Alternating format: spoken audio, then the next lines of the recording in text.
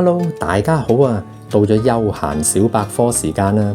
嗱，呢排天氣咁熱，冷氣就梗係唔少得噶啦。但係風扇亦都係一種不可或缺嘅工具嚟噶喎。如果一唔小心一腳硬咗落地下着唔返嘅話呢，咁就大吉利是啦。所以我今日想同大家分享一個簡易嘅維修方法。如果大家想知道點做嘅話呢，我今日呢個視頻就啱晒你哋啦。喺我分享之前，請大家免費訂閱我休閒小生嘅頻道，仲有撳埋個鐘仔，當有新片上架嘅時候，就會即時通知大家噶啦。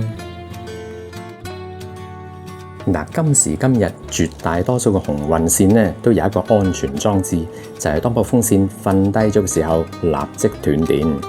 但係如果我哋唔小心一腳硬埋去，又或者把風扇受個重擊嘅話呢，咁呢一個功能就有機會受到損壞，甚至乎把風扇着唔返㗎啦。咁大家可能會話：哇，咁樣把風扇咪抌得咯？其實只不過係小意思嚟嘅啫。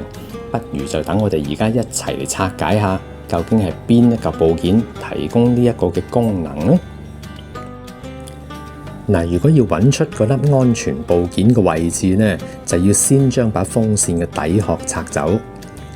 咁個底殼係由10粒8粒嘅螺絲鎖死咗嘅，所以我哋要用螺絲批將所有嘅螺絲逐一鬆開佢。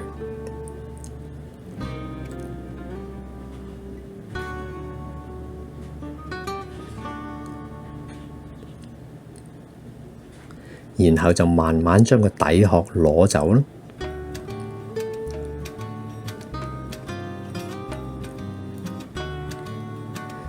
咁把風扇嘅內部就係咁嘅樣噶啦。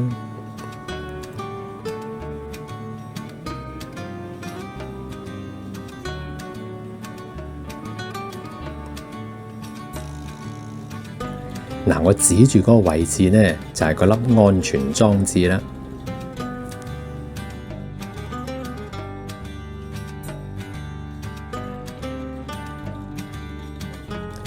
嗱，喺我哋拆呢個安全斷電裝置出嚟檢查之前呢，不如我哋先嚟了解一下佢嘅操作原理先啦。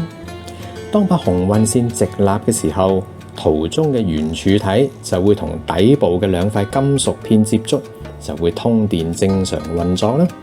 反之然，如果把紅運扇瞓低咗嘅話，途中嘅圓柱體就會同底部嘅金屬片分離，就會斷電停止運作㗎啦。就係咁簡單。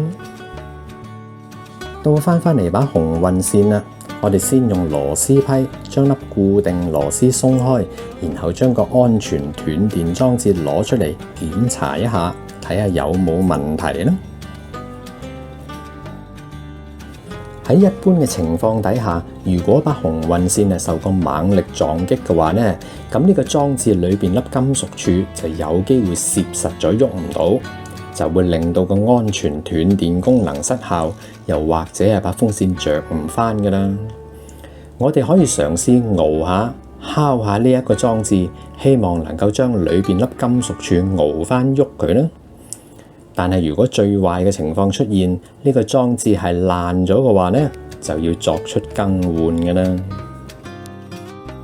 不過就算真係爛咗，亦都問題不大。